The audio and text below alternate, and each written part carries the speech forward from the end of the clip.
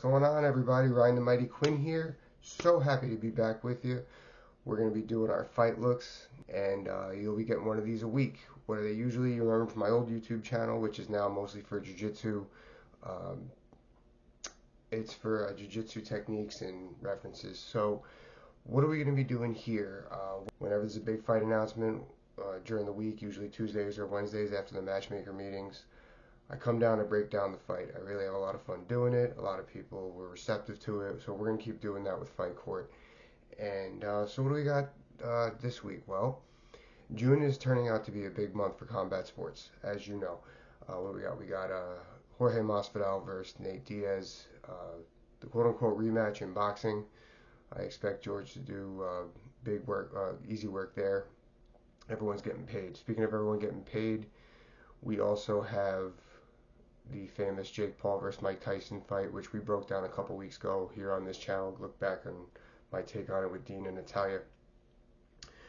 The biggest thing that's going on in June for combat sports, my preference is, without question, Season 2 of House of the Dragon. Can't wait. That's June 16th. But what we're here to talk about today is the recent fight announcement of Khamzat Chimaev versus Robert Whittaker. So this is an interesting fight. I think that it's safe to say if Khamzat wins this fight, he's going to get a title shot. That'll be 2 former world champions in a row that he's beaten. And Robert, always in the mix, always in the top 5. One big win away from being projected, even though he just lost to Duplessis. So what are we looking at here with this fight?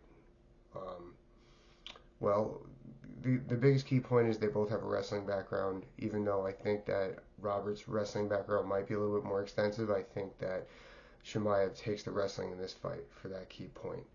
I'm gonna go with Chimaev there. Now, also, I'm going to go with strength for Chimaev. I think speed is actually a toss-up, but I'm gonna go with strength for Chimaev, which is going to be big against the fence. The other key factor here I'm looking at is footwork, which I give to Whittaker. Why is that important? Well, we'll just get right into it. First, the main focus here is going to be, how Robert Whittaker can win this fight. But we're going to talk about how Khamzat's going to go about it to start. So, if I'm Khamzat, it's well known throughout the industry. I've spoken with a lot of big, high-level coaches, UFC, Bellator, I was about to say World Series, PFL. Khamzat is he's pretty cookie cutter. As devastating as he is, he comes forward hard. He throws hard bombs, hard kicks. Then he tries to that double leg where he takes his weight off you, come up to a body lock, or just try to spin you around and finish the double, and then just ground you out on the bottom on the mat. So I don't see him doing anything different with this fight. In fact, I would try to just rush to get there sooner. I don't want to give Whittaker space to breathe. What am I talking about there? So how does Whittaker win this fight? First of all, if you notice in a lot of Robert Whittaker's fights, he's extremely left-hand heavy. Jab, jab, hook, jab, stuff like that. And I think that could play off here if he moves with it. This is where it comes into why his footwork's so important. If he's able to move with Khamzat, he could stay off center, kind of like a bullfighter, and he won't be in line for the devastating north-south fighter to take him down to land his big bombs, which is also where his Hapkido comes in. He has a very balanced stance, which is karate, Hapkido, kung fu. That's traditional background. If he can use that in a similar way that George St. Pierre used to do it, in order to get his takedowns, but to use this to evade the takedowns, evade the wrestling, he might be in good shape here. Maybe even if he could bring GSP in to work with him a little bit, just work that jab. I mean, he's got a pretty good jab, and nobody had a better jab than GSP when it came to doing this stuff. Working that jab with his footwork, and moving. Maybe even snag a takedown, trying to get Khamzat to move in. That's how I'm winning this fight if I'm him, because Khamzat tries to steamroll everybody, and the only fight we've really seen Khamzat take as it came to him was against Kamaru Usman in his last fight.